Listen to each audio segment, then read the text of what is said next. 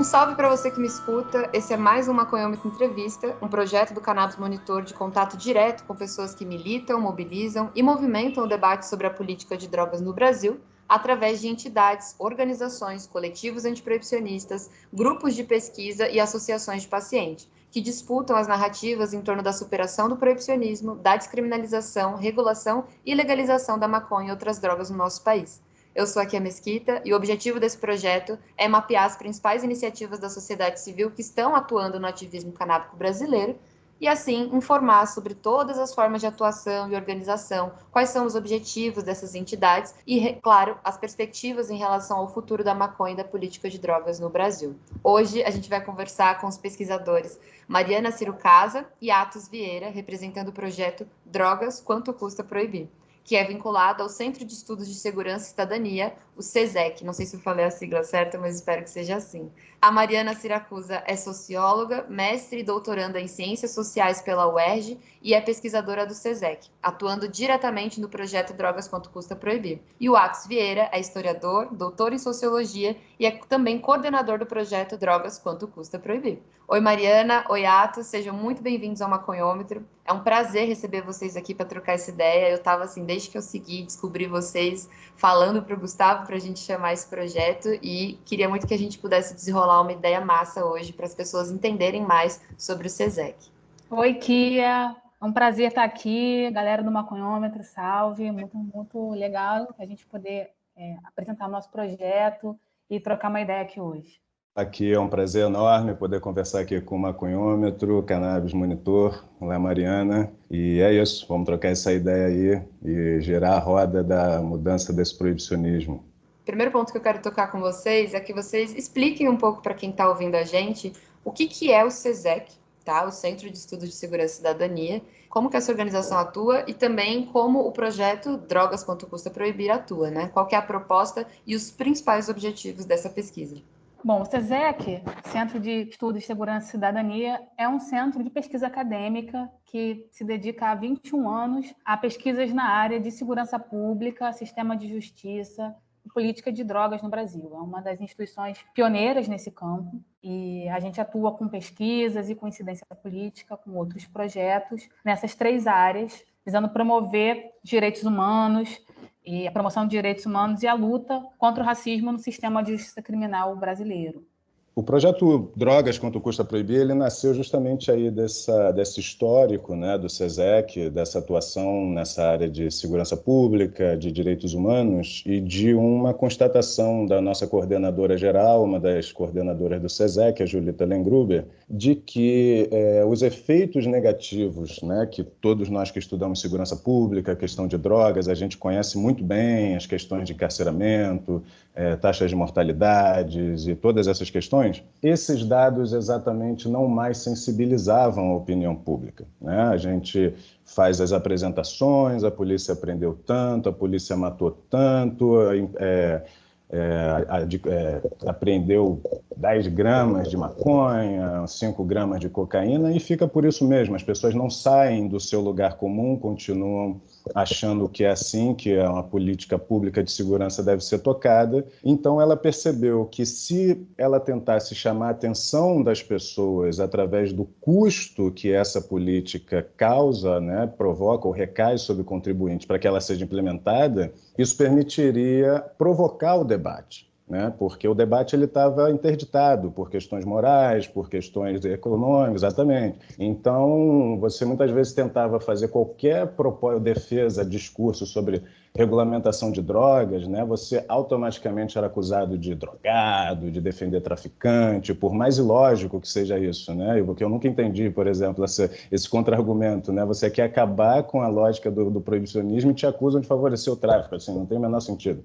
Mas, enfim, então o projeto Custos nasceu dessa constatação da Julita, né? De querer mostrar para a sociedade que essa política, além dela ser racista, dela ser violenta, ela é muito cara para toda a sociedade, não é só para quem fuma, quem trafica, não, todo mundo paga muito caro para que a gente mantenha essa política que não tem fundamento. E nesse contexto de corte de gastos públicos, de crise econômica, desemprego, conta de luz cara, tudo, o custo da vida aumentando, a gente acha fundamental questionar as escolhas de investimento público, onde o governo está alocando os seus recursos num contexto político e social onde há falta de recursos. Então, a gente, para pensar o desenvolvimento do Brasil sustentável, justo, e igual, na busca da igualdade, a gente precisa questionar onde o governo está alocando esses recursos. E na política de segurança pública, isso é fundamental. A gente percebeu que, ao longo da pesquisa, a gente está se debruçando a essa etapa da pesquisa há 1 ano e meio,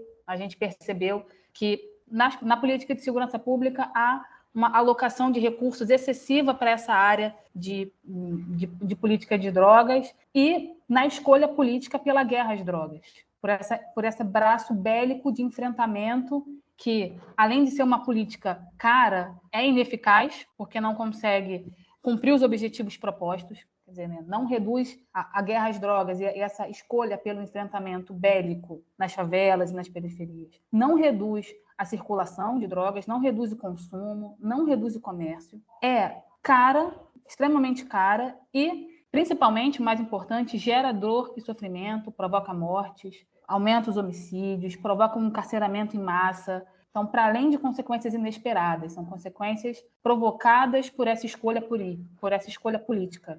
Como se trata de um projeto de pesquisa e de divulgação científica, eu queria pedir para que vocês expliquem para a gente quais são, né, as metodologias de pesquisa, como que vocês adotam elas, como que elas são empregadas, como que esses dados são trabalhados, né, pelo projeto. E essa é uma pergunta, ela é mais uma tentativa da gente se aproximar um pouco do trabalho do pesquisador, né, porque a gente não fala muito sobre isso e o ativismo também, né, é pesquisa, informa isso, né. Como que isso funciona na mão da massa? Os nossos ouvintes precisam entender. Nessa primeira etapa do projeto, a gente tem um projeto geral chamado Drogas, Quanto Custa Proibir. A gente vai dizer um pouquinho mais à frente, vai falar um pouquinho mais à frente sobre as próximas etapas dele, né? Mas essa primeira etapa a gente se debruçou sobre as instituições do sistema de justiça criminal e segurança pública. Então, a gente queria saber quanto custa, a nossa pergunta principal era quanto custa proibir as drogas, quanto custa manter essa máquina funcionando e girando. Então, a gente escolheu se dedicar, por questão de tempo também, a 2 estados. A gente queria calcular o custo da proibição das drogas no sistema de justiça e segurança pública em 2 estados, no Rio e São Paulo, durante um ano corrente, que foi 2017. Rio e São Paulo, como todo mundo sabe, né, são as maiores cidades do Brasil e são estados que influenciam a agenda pública da segurança e da justiça criminal no Brasil.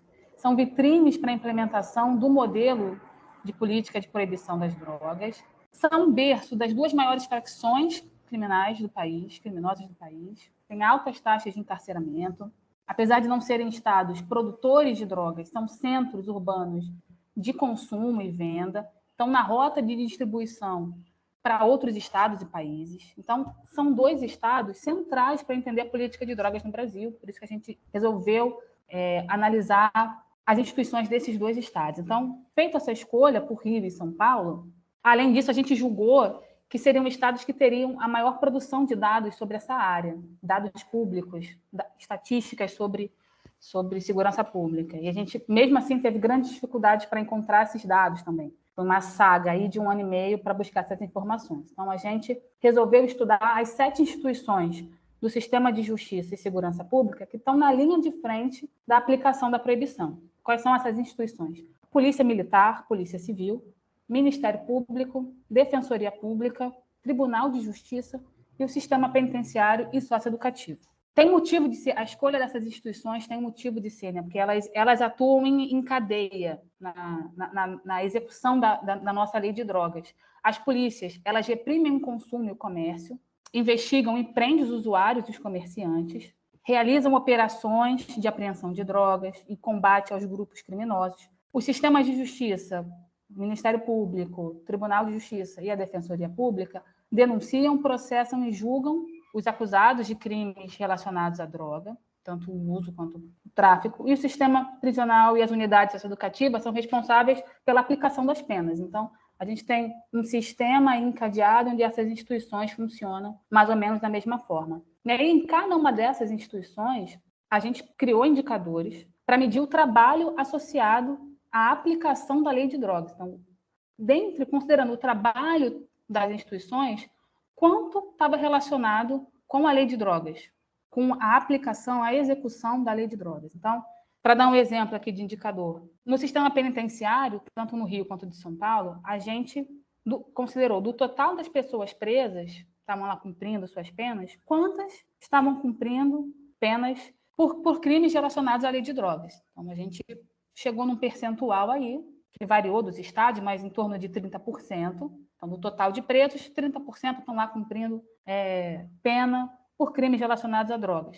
Pegamos esse percentual e aplicamos ao orçamento da instituição. Aí a gente encontrou um valor, quanto custa para aquela instituição aplicar a lei de drogas, tomamos e chegamos no nosso resultado mais estarrecedor, que em um ano essas instituições juntas, somadas, gastam 5,2 bilhões de reais para aplicar a lei de drogas, para fazer tudo isso, para reprimir o comércio, o consumo, para investigar, para denunciar, para julgar e para prender pessoas que cometeram crimes na lei de drogas, crimes previstos na lei de drogas, que nós sabemos que são crimes de baixa violência, não são crimes violentos. As pessoas ficam, no mínimo, né, as pessoas que foram presas por tráfico de drogas ficam, no mínimo, 5 anos presas. Isso tem um custo, além de um sofrimento e um dano na vida, na trajetória daquelas pessoas. Então, é muito dinheiro para uma política que é ineficaz.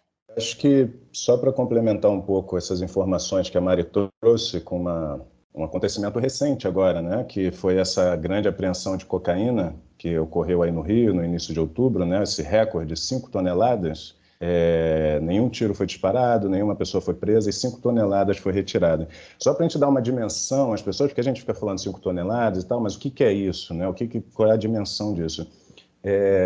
Em uma semana antes, a polícia já tinha apreendido um outro carregamento com 700 quilos. E anterior a esse, o recorde do Estado foi em dezembro de 2020, uma apreensão de 2,5 toneladas em Caxias. Ou seja, em 3 ocorrências, a Polícia Federal retirou da circulação 8,2 toneladas de cocaína. Em 3 ocorrências dentro de... Eu nem sei contar quanto é isso. Então, aí eu vou ajudar agora a ter uma dimensão. Em 2016, na verdade em 2018, o ISP, o Instituto de Segurança Pública do Rio, divulgou um estudo chamado Panorama das Apreensões de Drogas no Rio de Janeiro entre 2010 e 2016. Esse volume de cocaína foi recolhido no Rio de Janeiro em 6 anos. Entre 2010 e 2015, a polícia registrou a apreensão de 8,7 toneladas em cerca de 55 mil ocorrências. Ou seja, o que a Polícia Federal retirou em 3 ocorrências e que só 2 pessoas foram presas, por curiosidade, uma dessas pessoas presas era um PM, que estava de segurança em um desses galpões, né? A Polícia do Estado do Rio fez cerca de 55 mil ocorrências para retirar a mesma quantidade, né? Como a Mari falou, a proposta dessa política é retirar as drogas do mercado, né, para evitar que as pessoas consumam. Só que, na prática, o que isso causa é que essas 55 mil pessoas, além de onerar o sistema, que foi o cálculo, que foi feito nesse primeiro relatório, isso significa destruições de vidas individuais, famílias, comunidades, né? E a gente sabe que isso está direcionado de maneira racial, né, e geográfica na sociedade. Então, a grande questão que isso nos coloca é o seguinte: qual é a função de fato da aplicação dessa política de drogas? É retirar drogas das ruas, evitar, como eles dizem, ou é perseguir um determinado grupo da sociedade, uma determinada, né, classe social, etc., etc. Sobre as etapas da pesquisa, foi um grande desafio encontrar esses dados, essas estatísticas que a gente precisava nos sites das instituições. Então, nosso primeiro nossa primeira tentativa foi encontrar essas estatísticas divulgadas publicamente nos sites das instituições. Foi muito difícil, a maioria das instituições não produz dados sobre as suas rotinas operacionais, sobre o que elas fazem. Então, a gente teve que usar um recurso previsto em lei, que através da Lei de Acesso à Informação, que permite que qualquer brasileiro, qualquer cidadão, possa pedir dados públicos para as instituições. Então, a gente teve que recorrer a essa lei 112 vezes para essas 14 instituições, tanto 7 do Rio quanto 7 de São Paulo, para tentar obter dados simples sobre a rotina operacional das instituições. Então, as instituições da Justiça, por exemplo, quantos processos criminais tramitaram durante um ano? A Defensoria Pública do Rio de Janeiro, por exemplo, não tinha essa informação, até 2017, não tinha essa informação classificada, catalogada. Eles não sabiam quantos processos criminais os seus defensores atuaram. Isso foi um outro dado muito chocante para a gente, que é assim, como que se faz política pública no Brasil se você não tem os dados básicos sobre o funcionamento das instituições?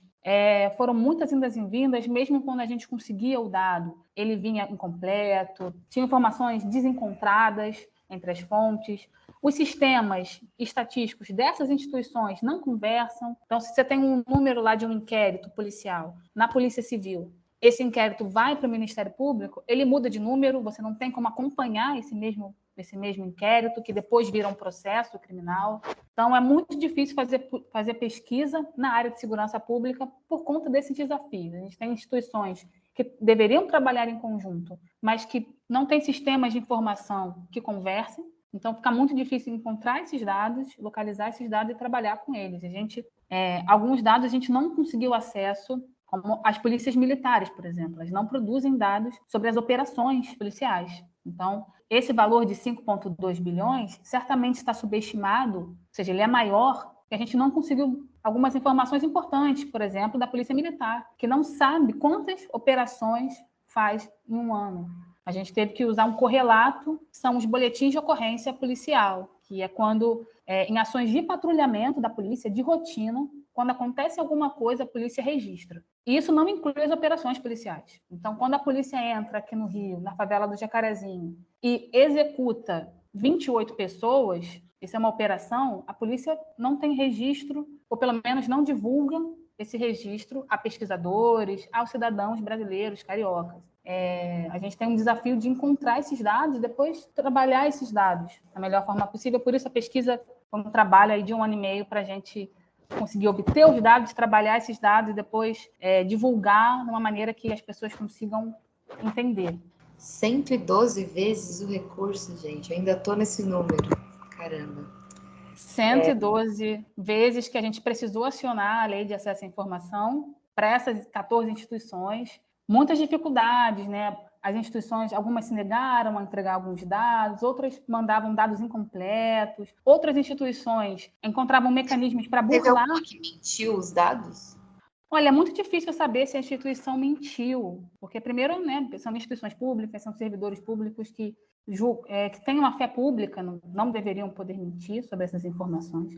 O que a gente encontrou eram, às vezes, informações do mesmo dado de uma instituição para outra era diferente. Por exemplo, aqui no Rio de Janeiro a gente tem a Polícia Civil e o ISP, como o Atos já citou, o Instituto de Segurança Pública, que divulgam as mesmas informações, por exemplo, de registros de ocorrência, inquéritos instaurados, inquéritos relatados. Inclusive, o ISP, que é uma instituição pública do Estado, utiliza dados da Polícia Civil e trabalham esses dados. Enfim. Então, dentre essas instituições, a gente encontrou dados diferentes para registros de ocorrência. A Polícia Civil dizia uma coisa, o ISP dizia outra coisa. Então, até a gente entender qual era o dado correto, entre aspas, é muito conversa com esses gestores públicos, com especialistas, para entender qual era o dado que fazia mais sentido aí. E o que chamou atenção para a gente era que algumas instituições encontravam mecanismos para burlar a legislação. Né? A legislação determina um prazo. A instituição tem 30 dias para responder, para enviar a resposta para o cidadão. Muitas instituições respondiam formalmente, dizendo que iam enviar os dados por e-mail, por outros meios, e aí demoravam. A gente teve um caso de 11 meses, a lei determina 30 dias, a gente recebeu um dado em 11 meses. Então, é muita insistência, visita às instituições, muitos telefonemas para pedir para que o dado fosse liberado antes, mas algumas instituições demoraram demais também, não cumpriam a legislação. Então, foram vários desafios ao longo da pesquisa e a ausência de alguns dados, né, esse, por exemplo, da Polícia Militar, que fez com que o nosso dado fosse menor do que é na realidade. Se a gente tivesse os dados das operações policiais, certamente esse número seria maior. A gente fez, ao longo da pesquisa, uma enquete com policiais militares do Rio e de São Paulo. Perguntamos para eles quanto tempo do seu trabalho você dedica com prisões e com apreensões relacionadas a drogas. Quanto do seu trabalho durante a semana, quanto tempo? E aí chegamos a um resultado, mais ou menos, que para o Rio, 50% do tempo do trabalho do policial é dedicado a atividades relacionadas a drogas, ao combate à droga, seja na apreensão, seja em operações policiais. Para São Paulo, esse número é em torno de 30%. Então, se a gente aplicasse esse percentual ao orçamento da instituição, a gente teria um valor muito maior. Isso está lá no nosso relatório também, chama Um Tiro no Pé. Todos esses detalhamentos aqui, que a gente não consegue falar com tanta profundidade, mas vocês encontram esses dados todos lá, com as explicações metodológicas. Inclusive, dá para acessar, dá para encontrar o nosso relatório no nosso site, que é Drogas, Quanto Custa Proibir, tudo junto. E aí lá tem o relatório, tem várias outras informações. Muito bom. E agora, eu fiquei curiosa, como que esse projeto se mantém? Como que vocês conseguiram fazer todo esse trabalho, né, dessa pesquisa? Como que vocês viabilizaram a execução de ir atrás desses dados, de ir atrás, de divulgar isso também, né? O projeto Drogas, Quanto Custa Proibir, assim como o próprio SESEC, ele tem um financiamento de instituições, né, que pagam, auxiliam o Instituto a bancar suas pesquisas, né? O SESEC tem diversas pesquisas em andamento agora, tem uma rede, por exemplo, de observatórios, que é uma rede de 7 observatórios nacionais da violência, né, que mantém grupos de pesquisadores fazendo uma análise, um acompanhamento das notícias de violência ao redor do Brasil, nesses estados. Então, esse financiamento ele vem, em geral, para o SESEC, através de instituições, e alguns projetos têm seus financiamentos específicos, né, particulares. E aí, com esse dinheiro, foi possível montar e manter uma equipe de pesquisadores, né, multidisciplinares, alguns pesquisadores sêniores das universidades do Brasil, temos pesquisadores de São Paulo, da UERJ, da UFRJ, e a gente tem fases também, né? A gente terá, a Mari explicou, são as 4 temáticas que o Projeto Drogas vai investigar, né? A gente fez esse primeiro trabalho desses 5,2 bilhões, justiça e criminalidade, na verdade, sistema de justiça, né? O próximo que a gente está dedicado agora é sobre educação, e os 2 próximos serão saúde e território, né? Que a gente vai fazer essa abordagem. Então, em cada fase, há um grupo de profissionais e pesquisadores e especialistas que nos auxiliam, né, como a Mari explicou, a confirmar os dados, a compreender os dados, a montar o nosso relatório. Eu entrei no projeto nessa segunda fase, né? Na primeira fase eu não estava. A Mari pode explicar melhor como era a equipe da primeira fase, que foi um período muito grande, né? Como ela disse, foi 1 ano e meio que eles levaram para fazer esse relatório, essa busca incessante por esses dados. Então isso contou com auxílio e com apoio desses diversos pesquisadores. Mas nós, do Projeto Custo, nós temos uma equipe fixa. Eu, Mari, tem também a Raquel, a Tainá. A gente trabalha também junto com o Raul Santiago, com o Renato Cafuso e a nossa coordenação com a Julieta Lengruber.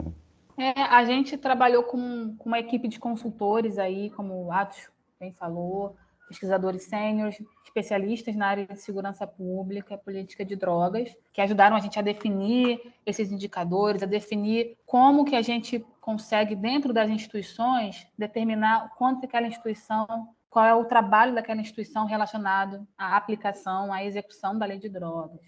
Então, foi um trabalho aí de muito tempo para chegar nesse resultado de 5,2 bilhões de reais. Então, tem uma coisa que eu esqueci de falar, que é o seguinte: quando a gente fala nesse valor, 5,2 bilhões, é tanto dinheiro que a gente não consegue dimensionar. Então, a gente fez uma proposta no nosso relatório de fazer uma comparação para tornar esse valor mais palpável. E lá no nosso site, a gente fez uma calculadora que, se dependesse de você, que vai acessar o nosso site, se dependesse de você, como esses recursos seriam gastos? Como você aplicaria esse dinheiro? Em que áreas? Onde você gostaria de investir esse dinheiro em saúde, educação, em renda, políticas de saneamento. Então, a gente propôs algumas comparações. Então, no Rio, esse valor é para os 2 estados em conjunto, mas a gente tem uma diferença aí no Rio. Só as instituições cariocas gastaram R$ 1 bilhão em 2017 para manter a proibição funcionando. São Paulo, 4,2 bilhões. A gente sabe que esses estados, essa diferença é em função do tamanho dos estados, né, e do tamanho do orçamento que esses estados têm. O Rio São Paulo tem 3 vezes a população do Rio, tem um orçamento também 3 vezes maior. Então, é claro que eles gastariam mais dinheiro. Então, a gente juntou esses 5,2 bilhões, é a junção dos 2 estados, tem 1 bilhão para o Rio gastou 1 bilhão, São Paulo 4,2 bilhões. Com esse dinheiro, gente, só considerando o Rio, a gente conseguia comprar 36 milhões de doses da AstraZeneca. 36 milhões de doses dá para vacinar a população inteira do Rio de Janeiro, criança, idoso, mesmo grupos que não estão contemplados com a vacinação, como as crianças, por exemplo. Porque o Rio tem hoje 17 milhões de pessoas, o estado do Rio, né? E dava para comprar 18 milhões, dava para vacinar 18 milhões de pessoas com essa quantidade de doses. A gente podia também custear a educação de mais ou menos 60% dos alunos da rede pública do Rio, do ensino médio, do estado, né, do ensino médio do Rio. 60% dos alunos poderiam ser mantidos durante um ano com esse dinheiro. A gente podia também, no Rio, para fechar a última comparação aí da saúde, construir 121 escolas e manter o funcionamento de 5 hospitais, como o da Maré, tem um hospital na Maré, como uma UPA da Maré, no Rio de Janeiro. Em São Paulo, a comparação fica ainda maior. Com esses 4,2 bilhões, a gente podia comprar 72 milhões de doses da Coronavac, que dava para vacinar quase 80% dos paulistanos. A gente poderia comprar 27 mil ambulâncias com TI. Então, nessa época de Covid,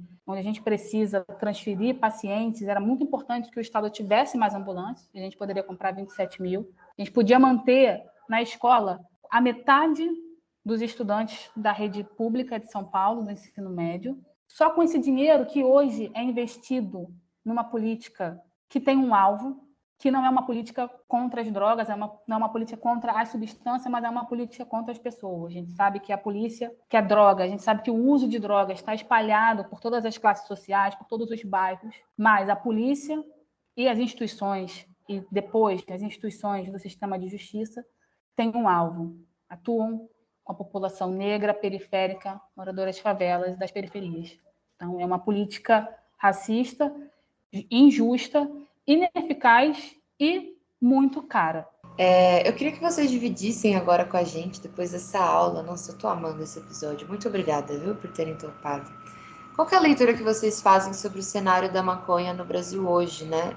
Até fiquei pensando, quando vocês estavam contando, quanto que vocês lutaram para conseguir fazer essa pesquisa, no perigo, né? Tipo, galera né? Pessoal, todo mundo que é corrupto, aí então a galera pesquisando os dados, estão pedindo aí para publicar, fazer pesquisa, né? Qual a leitura? Como que vocês estão enxergando esse momento? Como que vocês se sentem nesse momento? Seguros, inseguros? Compartilhem com a gente. Olha, em relação a você disse, a gente se expõe à violência por a gente estar provocando esse debate de drogas, eu sinceramente não me sinto assim em linha de frente, não me sinto inseguro nem nada. Eu acho que isso é até uma face interessante do projeto, porque nós temos o nosso perfil no Instagram, né, Drogas Quanto Custa Proibir, e a gente propõe por esse perfil a abordagem, né, do tema de drogas a partir de diversos olhares, né, diversas perspectivas, que não seja simplesmente o crime e o vício, né, que é o que cercou esse tema durante anos, né? Então a gente tenta provocar debates que observem como que existe a droga na sociedade, o seu consumo, a partir da perspectiva do direito do indivíduo, né? Por exemplo, um debate que o professor Carl Hart faz desde os Estados Unidos, a questão de drogas para adultos, né? Ou seja, drogas não é uma fuga, não é uma dependência, não é um vício, não é sabe? É uma decisão de pessoas adultas que querem sentir um prazer, uma sensação, alguma coisa, e ela quer ter esse direito, né? Então, por que as pessoas procuram cocaína? Por que as pessoas procuram maconha? Por que as pessoas não é porque são viciadas, não é porque estão degeneradas, é porque elas encontram nessas substâncias algum prazer que faz sentido, né, para a sua vida. A grande questão da proibição é que ela cria, como a gente está falando desde o início, esse impedimento moral, e a lógica da guerra cria também um ethos, uma lógica de que para combater esse tema é a partir da violência, né? Mas os inimigos, para esses que defendem o proibicionismo, e esse é o ponto, os inimigos não somos nós, pesquisadores da academia exatamente, que está ali trabalhando. Os inimigos são jovens negros periféricos, são essas pessoas que eles identificam como a grande ameaça, né? Existe um histórico brasileiro racista que foi sempre colocando nesse personagem, né, homem, jovem, negro, periférico, diversos caracteres negativos e ameaçadores que precisam ser contidos. E nessas últimas décadas, né, a questão da droga, do traficante de droga, principalmente no Rio de Janeiro, está muito vinculado a ele. Então eu não me sinto nem um pouco mesmo, assim, linha de frente. Na verdade, o debate tem sido muito positivo, os contatos, esse diálogo que a gente tem proposto no nosso perfil tem sido muito rico, tem atraído muita gente interessante para essa conversa. E em relação ao cenário da maconha, eu acho que a gente, sinceramente, acho que a gente está num período um pouco de indefinição, né? Porque eu acho que há um tempo atrás, eu diria que o cenário era muito fechado, assim, a gente poderia ter uma perspectiva quase zero de que as coisas iriam mudar. Hoje já não é assim, né? Existe toda essa regulamentação da maconha industrial, da maconha medicinal, o debate está acontecendo, mas eu não sei ainda, eu sinceramente não tenho uma opinião fechada, não saberia dizer a possibilidade da maconha, do consumo da maconha recreativa adulta no Brasil, né? Porque isso depende de uma luta política muito séria. E o Brasil é muito conservador, né? O Brasil ainda é controlado por uma parcela muito conservadora que controla essa definição de leis, etc. Acho que a maioria dos nossos ouvintes aqui no podcast deve estar ciente da questão da decisão do STF, né, para, enfim, tentar definir o grande vazio que é essa lei de drogas, que é a não definição na diferença entre usuário e traficante, né, que é um processo que está parado já há anos e já estava 3-0 pela descriminalização das drogas, né, e está parado há muito tempo e não tem uma perspectiva de voltar, né? Por exemplo, o próprio Fux já declarou que ele não quer pautar isso, embora o Alexandre de Moraes, que foi quem assumiu, Teoriza Vasque, né, ele tinha pedido vistas, morreu, o processo foi para a mão do Moraes, o Moraes já liberou, mas o Fux disse que não vai pautar porque ele não quer confrontar o Bolsonaro, ele não quer confrontar essa pauta conservadora. E acho que isso é uma manifestação de como que esse pensamento conservador ainda trava, né, o avanço de determinadas coisas. Uma coisa bastante interessante nesse sentido que eu acho que coloca na indefinição é o seguinte: tem um estudo muito legal do pessoal do Kaya Mind que eles fazem uma análise, né, do tamanho do mercado canábico no Brasil, né? E é até interessante porque quando eu vi esse estudo, eu considerei ele como que uma espécie de irmão siamês do Um Tiro no Pé, do nosso projeto, né, o nosso primeiro relatório. Por quê? Porque a metodologia que nós utilizamos, né, nesse primeiro relatório foi de um estudo de um professor de Harvard, que ele tentou mostrar na década de 90 o tamanho do prejuízo para a economia norte-americana mantendo a proibição. Sendo que ele fez as duas projeções, ele calculou quanto que as instituições gastavam, né, para manter e o quanto que o Estado deixava de arrecadar por não regulamentar, né, esses mercados. Então ele apresentava esse cenário. Nós apresentamos o gasto, né, o custo, e o pessoal do Kaya Mind apresentou o tamanho do mercado. Então eles mostram que esse mercado é um mercado enorme, exatamente, eles se juntam, né? Então esse mercado é enorme, ele tem um potencial muito grande, é óbvio que existe muita gente no Brasil querendo operar esse mercado, né? Existem muitos interesses econômicos para que esse mercado seja regulamentado e as pessoas possam produzir, mas, e aí são alguns temas que se cruzam. A questão principal não é simplesmente liberar o mercado e o consumo dessas substâncias, é justamente retirar esse argumento da máquina que produz a violência contra os grupos periféricos, né? um debate que tem tido nos Estados Unidos que está um pouco à frente nisso aí com as experiências da última década. Muitos estados fizeram a regulamentação do mercado, todo mundo feliz, Colorado, Washington, etc. Mas aí a primeira pergunta que surgiu na sequência foi o seguinte, mas e aquela galera que ano passado foi preso com 50 gramas de maconha, né? Agora eu posso ir ali na loja, compra, etc., mas a gente tem aqui tantos mil pessoas que foram presas, processadas, tiveram problemas, e o que a gente faz com isso, né? Então, assim, esse é o lugar que essa questão das drogas se cruza também com o debate do abolicionismo penal, né? Porque não se trata simplesmente de abrir o mercado das drogas, da maconha, para que as pessoas possam consumir, né? Se trata também de desarmar esse mecanismo que prendeu tanta gente, que encarcerou e carcera, no caso do Brasil, né? Constantemente. Encarcera tanta gente, prende tanta gente, destrói tantos sonhos, né? Tantas possibilidades, potencialidades de vida. Então, assim, só para finalizar de todo esse cenário, eu estou muito mais otimista do que era uma década atrás, mas não diria que vai acontecer, né? Eu acho que há um cenário de um debate rico aí acontecendo nesse momento, com ótimas ideias, ótimos grupos, né, pressionando a política. Olha, eu estou mais pessimista que o Atos, viu, Atos? Eu acho que, se por um lado a gente tem um conjunto de organizações, movimentos se articulando, fazendo um debate qualificado, com dados, para tentar mudar a opinião pública, por outro, a gente tem um legislativo muito conservador, pautado muito conservador de maneira geral, e quando a gente fala de drogas, a sociedade ainda é um debate que está permeado por medo, por desinformação, por ignorância. Então, é muito difícil. A gente faz um trabalho, né, de tentar mudar esse debate, de puxar esse debate para uma coisa, para o orçamento, talvez consiga sensibilizar uma parcela da população que não se preocupa com a morte da população negra, com o extermínio da população negra. Então, a gente tenta fazer um debate para sensibilizar o outro lado, entre aspas, para tentar mudar a percepção que eles têm sobre drogas.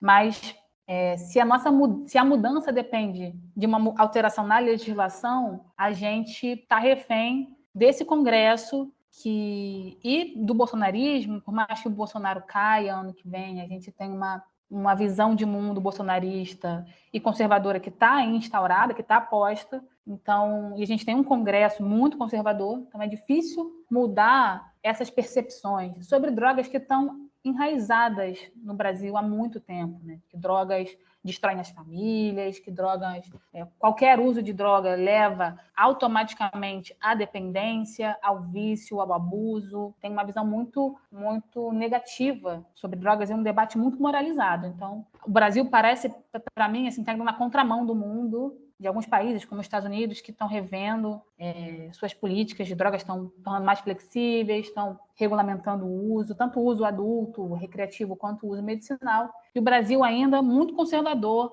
não só na pauta de drogas, mas em outras agendas também. Eu acho que teremos tempos difíceis e anos difíceis pela frente. Vocês responderam 2 perguntas numa resposta só. Muito obrigada, viu? Conseguiram resumir aí tanto o cenário da maconha atual, quanto a questão sobre o futuro próximo e a regulação. Então, agora vamos para o final, né? Quais são os próximos passos e as etapas, né, do projeto Drogas Quanto Custa Proibir? E o que a gente pode esperar aí pela frente desse projeto que vocês estão preparando? Então, as próximas etapas, esse é um projeto estruturado em 4 eixos. A gente começou e já publicou esse primeiro eixo, que é o Sistema de Justiça Criminal e Segurança Pública. Agora a gente tem pela frente, até o final de 2022, mais 3 etapas. São calcular os impactos da guerra às drogas na educação, na saúde e nos territórios afetados. Em função da pandemia, a gente começou, depois da publicação de Um Tiro no Pé, a gente está debruçado agora na educação, né? Os impactos da guerra às drogas na educação. Então, a gente não pode revelar muita coisa, para não dar muito spoiler aí, mas o que a gente quer saber é guerra às drogas que produzem operações policiais diárias, tiroteios, mortes, prisões arbitrárias, todo o impacto que essa opção bélica provoca nesses territórios, são territórios específicos das cidades, favelas, periferias. Qual é o impacto que isso gera na educação, no desempenho escolar desses alunos e no aprendizado dessas crianças que moram nesses territórios, de crianças que estudam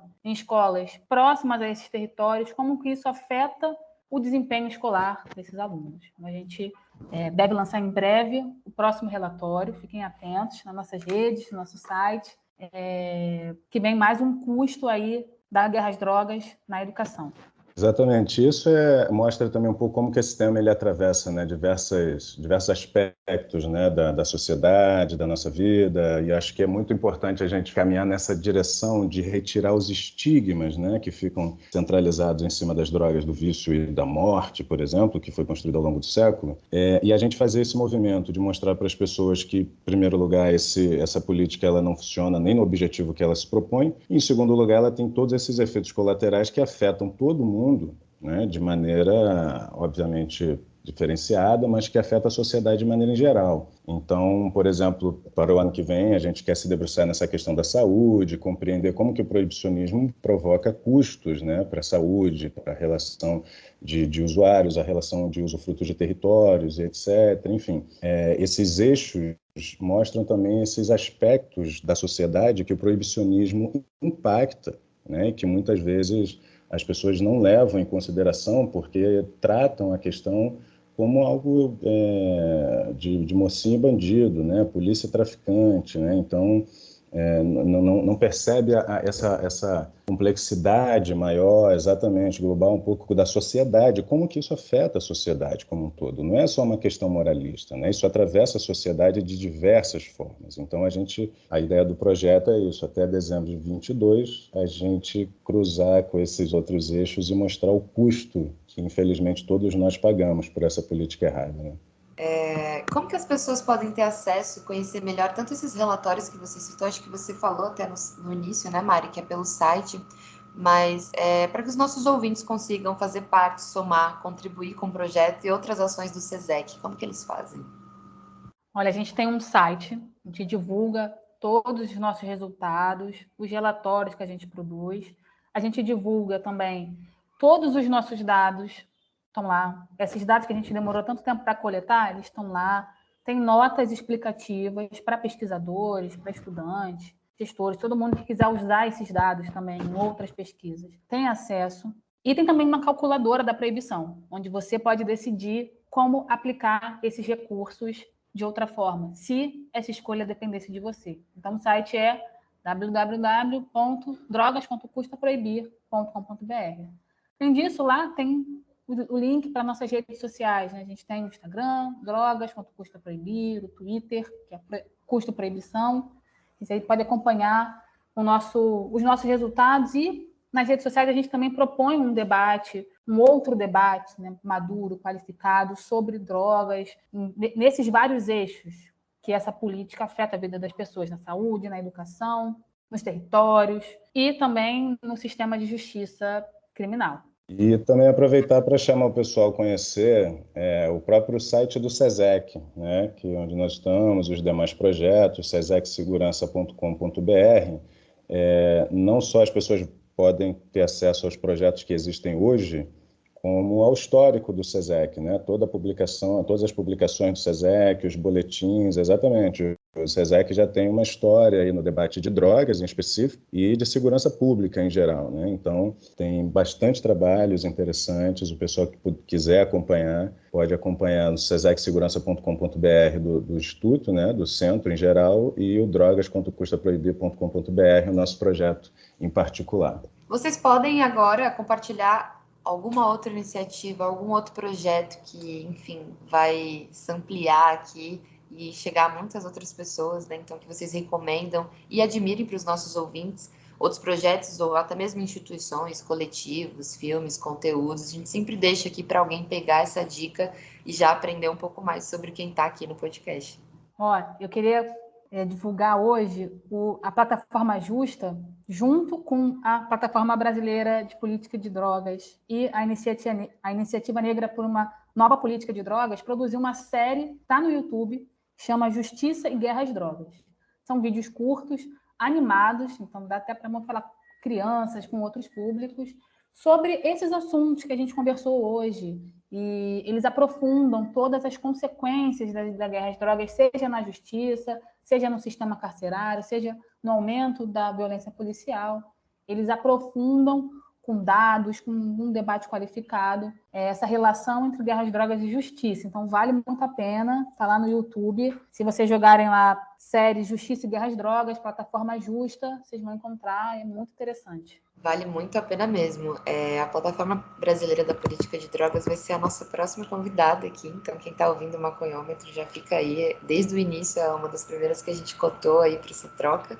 E a Iniciativa Negra é uma grande parceira que sempre aparece nos episódios, é a queridinha do Maconhômetro, tá?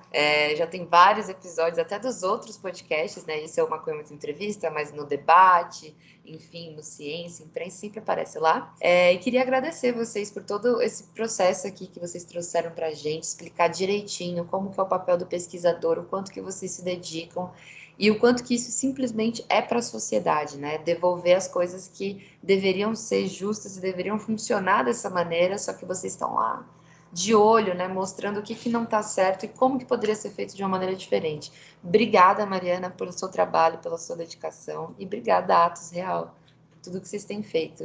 Valeu. Kia, poderia só aproveitar para fazer minha indicação também, antes da gente finalizar? Você pode fazer o que você quiser, pode falar. Legal. Não, que eu queria aproveitar para a galera conhecer também o grupo lá do SESEC, Movimentos, que é um grupo de pesquisadores e líderes, né, de movimentos sociais, de favelas, etc., que nasceu junto com o SESEC, e eles nasceram com a proposta justamente de debater essa política de drogas com um olhar de dentro das favelas, né, a partir daqueles que vivem na favela. Porque a gente sabe, como a gente falou toda essa conversa aqui, esse é um tema muito moralizado, né? Então, e muitas vezes dentro da favela, que são as pessoas que mais sofrem por essa política, por essa violência, esse debate não é posto, né? Então, existe uma cortina de fumaça nessa conversa, e o Movimentos nasceu justamente também para provocar isso, para de dentro da favela, grupo de jovens provocar esse debate sobre política de drogas. E até aproveitando que esse mês agora, há poucas semanas, eles lançaram um estudo maravilhoso sobre o impacto da Covid na favela,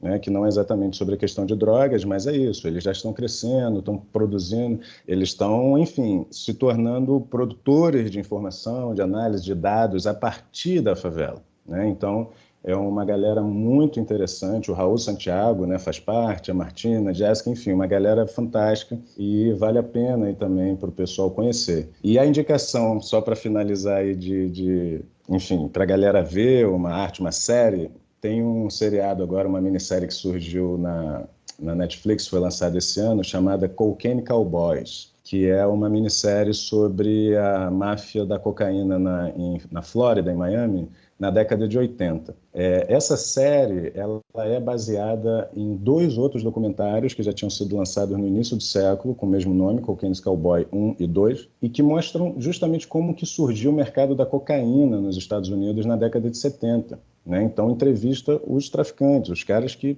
enfim, criaram esse mercado. E esse mercado ele foi aceito. Durante mais de uma década, o governo norte-americano, a política, a polícia, todos eles sabiam que existia esse mercado de cocaína e não foi problema, porque gerava muito dinheiro, etc. O problema surge quando começa uma guerra entre colombianos e cubanos, né? E aí precisa uma intervenção. Mas o ponto que é legal da gente ver do Cocaine Cowboys é, primeiro, a dimensão financeira, né, que o mercado da cocaína alcança, porque isso, muitas vezes, a gente não tem muita noção, mas há uma disparidade enorme da lucratividade do mercado da maconha e do mercado da cocaína. O mercado da cocaína é extremamente lucrativo, muito lucrativo, né? Então, tanto os 2 filmes que o pessoal vai achar pela internet, acho que tem até no YouTube, se o pessoal colocar Cocaine Cowboys, consegue com legenda, e na Netflix, atualizado, que seria o 3º filme, mas que eles lançaram como série, né, que está na Netflix agora. Fica aí essa dica. E um prazer, que é o convite, foi maravilhoso a conversa, agradecer também a Mari, foi muito bom a gente trocar esse papo aqui e poder apresentar a nossa pesquisa e o SESEC aí para a galera do Maconhômetro. Obrigada, Kia, Atos, pela parceria, foi maravilhoso. Salve Maconhômetro, vida longa. sempre fomentamos debates qualificados sobre diversos assuntos para a gente mudar essa realidade tão cruel e tão difícil.